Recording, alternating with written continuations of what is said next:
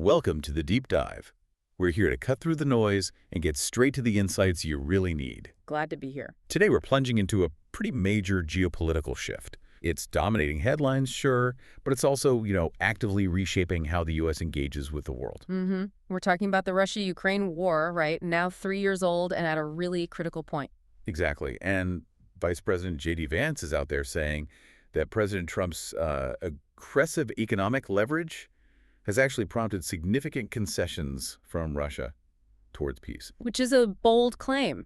And this approach, it demands more from European allies, uses tariffs like a diplomatic hammer. It's a sharp turn, isn't it? Absolutely. Not just tweaking things, but as you'd expect, it's getting pushback. Some experts, some allies, they're worried.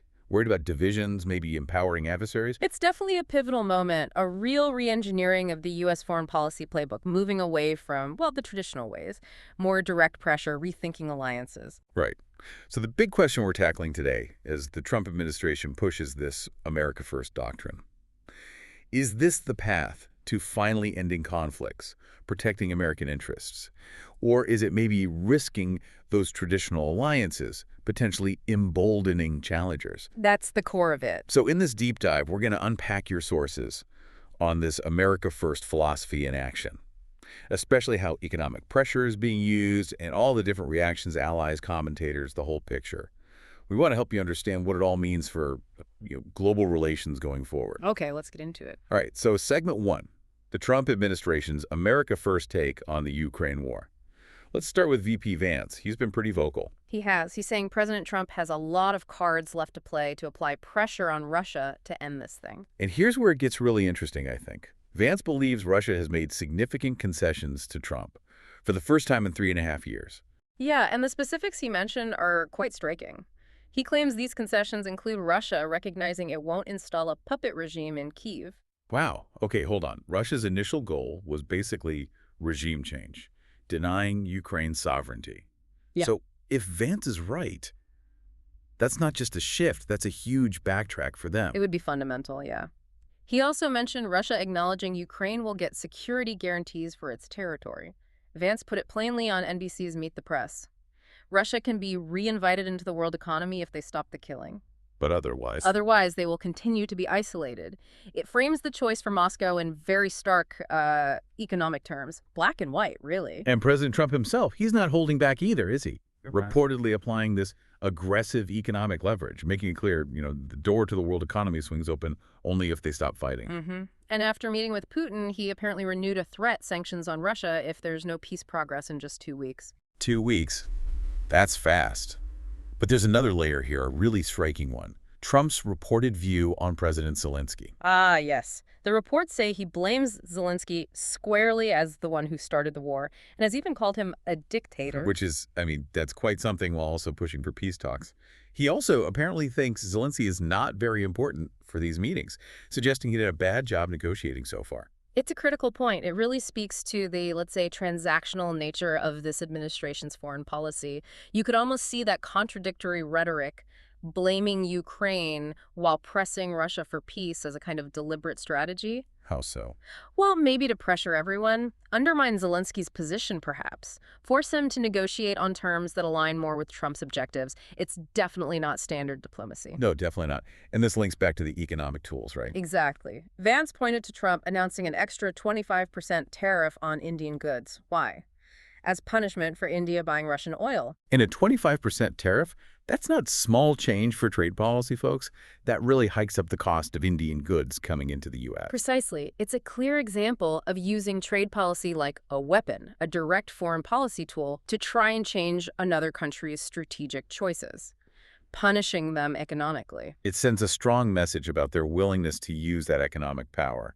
And this whole America First idea, the leverage, the renegotiation, Right. It's also changing how the U.S. looks at foreign aid and who pays for what, militarily speaking. Yeah, we're seeing a shift there too. More focus on negotiation, these aggressive economic tools, and rethinking aid. Sometimes even linking aid directly to resources. And the message to allies, especially in Europe. It's pretty blunt. Vance said it outright.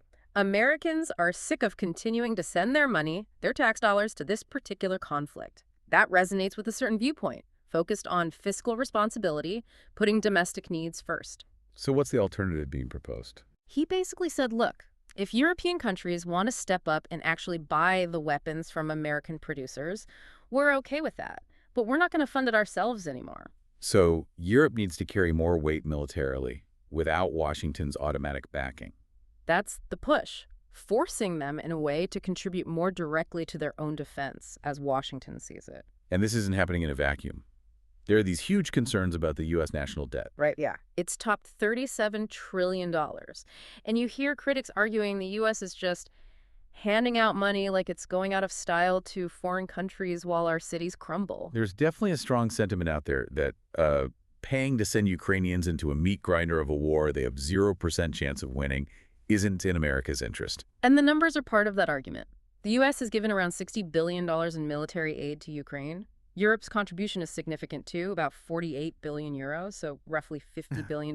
But the U.S. share is still larger. It is. And that $60 billion figure is what the America First approach points to, saying the current burden sharing just isn't sustainable for American taxpayers. They want to rebalance that. Which brings up fundamental questions about foreign aid, priorities, national interests. Absolutely. And what's maybe even more radical is this idea of aid for resources. The administration actually drafted a proposal for Ukraine to supply $500 billion worth of its minerals in return for past U.S. aid. $500 billion. In minerals. Yeah. Highly transactional, viewing aid not as a grant, but like an investment, expecting a very tangible return. How did Ukraine react to that? Well, President Zelensky rejected the initial draft, said it was not ready, too vague on what the U.S. would guarantee in return. Yeah. Security guarantees, future investments. It wasn't clear. So that rejection kind of highlights the difficulties, doesn't it? Tying aid directly to resources, sovereignty issues, security. It's complex. Very complex, high-stakes stuff. Okay, let's pivot a bit. Because this strategy, unsurprisingly, is getting wildly different reactions. Diverse views, you could say. Yeah. Definitely a spectrum. You've got Vance saying the U.S. is on the cusp of peace in Europe. But then you have someone like Dan Hoffman, a former CIA Moscow station chief, saying completely the opposite. He thinks we're closer to the beginning than we are to the end of the war. That contrast is stark, isn't it? And Hoffman raises a serious concern. He warns that Trump's rhetoric calling Zelensky a dictator, blaming Ukraine, might actually help Putin's negotiating position. How would that work? Hoffman suggests it could embolden Putin, maybe weaken the resolve of Ukraine and its allies, potentially dragging the conflict out longer, not speeding up the end. It implies these comments aren't just off-the-cuff remarks. They have real diplomatic weight, affects morale, strategy, everything. That's a serious point of tension. And it seems to be affecting alliances, too. It does. Reports suggest some European countries, maybe even the UK and France, are starting to see the U.S. as part of the problem because they perceive Washington as unreliable under this transactional approach. That's a big change, viewing the U.S. as part of the problem. It is, and experts warn these growing divisions between Washington and Europe play right into Putin's hands. His long-term goal has always been to split the transatlantic allies. You have to wonder, how does that land in Kyiv or in London, Paris, Berlin? Yeah, exactly. It could really fracture those alliances that have been, the main bulwark against Russian ambitions historically. And internally, within the administration itself, there seem to be dynamics pushing this America First line hard. What kind of dynamic? Well, reports indicate Trump officials and advisors like Vance and Stephen Miller are actively working to sideline people with more traditional conservative foreign policy views, those who'd argue for keeping strong support for Ukraine. So pushing out dissenting voices. It appears so. Even officials like Secretary of State Marco Rubio and National Security Advisor Mike Waltz have reportedly softened their previous support for Ukraine. Seems like there's internal pressure to toe the line. Consolidating power around the president's priorities. That seems to be the goal, ensuring a single, unified message.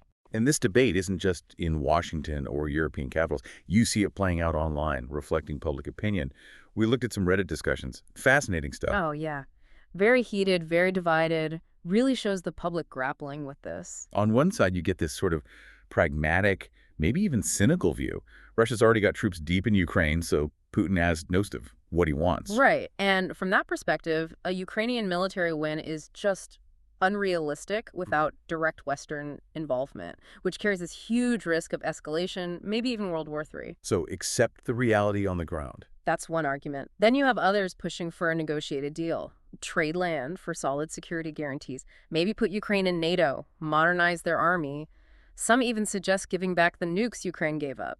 Anything to draw a clear line. A hard bargain, but aiming for long-term stability, even with territorial loss. It's a desperate search for a real deterrent, perhaps. But then you have the strong counterargument. Russia cannot and will not stop at Ukraine. Meaning any concession just encourages more aggression later. Exactly, that you have to stand firm now. And underlying all this is the debate about Vance's stance. Is it really protectionist, desolationist, just focused on U.S. borders? Or is it a necessary rethink of American interests, looking for a smarter, less costly way to engage globally? It's incredibly complex, no easy answers for the public, deep divides on America's role. Absolutely. Shows people are wrestling with what leadership means now. And it's clear this administration is using these America First tools everywhere, not just Ukraine. It's a consistent approach. Let's look at some of those broader applications then. Beyond Ukraine, you mentioned tariffs being used elsewhere. Yeah, Trump showed he's willing to use them for non-trade issues too, like with Colombia. He announced 25% tariffs after they blocked planes carrying deported migrants from the U.S. 25% tariffs over deportations. And what happened? The decision was reversed only after Colombia agreed to all the U.S. terms, including, quote, unrestricted acceptance of all illegal aliens on U.S. military planes immediately. Wow. That's about as direct a quid pro quo as you can get, isn't it? Ties economic pain directly to policy compliance. No diplomatic niceties needed. Pretty much textbook transactional leverage.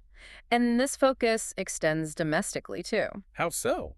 Trump has expanded plans for the National Guard, deploying troops to Democratic-led cities, D.C., Los Angeles, threatening others like Baltimore, New York, Chicago. What's the stated reason? He says it's to quickly clean up crime and deal with illegal immigration. Maryland's governor, Wes Moore, called it 1980 scare tactics. But from that America First lens, it's framed as putting domestic security first, restoring order within U.S. borders. So applying the same assertive approach internally. Seems like it. And then there's TikTok, the whole issue with Chinese influence. Right. What's the latest there? There's a new proposal for TikTok's U.S. business. It could let the U.S. government own up to 50% of a new entity if it goes public and hits a huge valuation like $300 billion. The government owning half of TikTok US. Well, non-voting shares, no board seat for the government. But the idea is to disconnect the tech from China, deal with those security and data worries.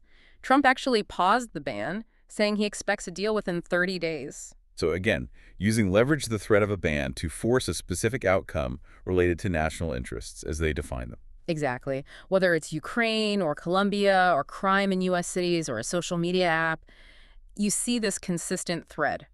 Aggressive economic and political tools to achieve specific goals, challenging norms along the way. It really is a complete rethinking of how American power is used. It certainly appears that way. Okay, so wrapping this up, the Trump administration's America First strategy is clearly using economic muscle, redefining alliances, trying to reshape global conflicts and even domestic issues. But, the big question remains, what's the real cost, the real benefit for global stability, for America standing long term? Is this the path to peace and prosperity just on America's terms? Or does it risk pushing away allies we might need, maybe even empowering adversaries in ways we haven't fully thought through yet? Lots to consider there. Definitely something for you to ponder as these really complex geopolitical shifts keep unfolding.